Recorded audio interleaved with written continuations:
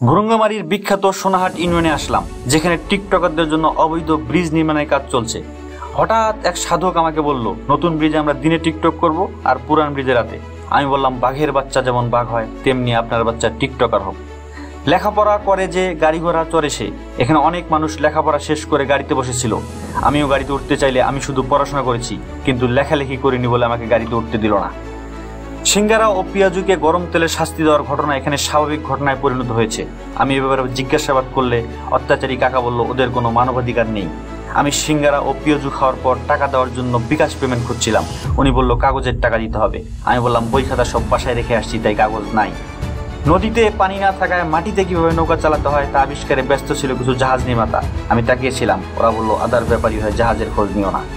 বাড়ি থেকে পালিয়ে আসা একটি শিশুকে জিজ্ঞেস করলাম, তুমি বড় হয়ে কি হতে চাও? ও বলল, ডাক্তার। আমি বললাম, তোমার চিন্তা এত অসুস্থ কেন? বড় হয়ে তোমাকে টিকটকার হতে হবে। সোনাহাটকে একটি টিকটক ল্যান্ডে পরিণত করতে হবে। সোনাহাটকে টিকটক ইউনিয়ন বলায় এক সোনাহাট প্রেমী আমার দিকে সারের মতো তাড়া করলো। আমি তাড়া খেয়ে আমার প্রিয় ঠিকানা পাবনায় চলে আসলাম।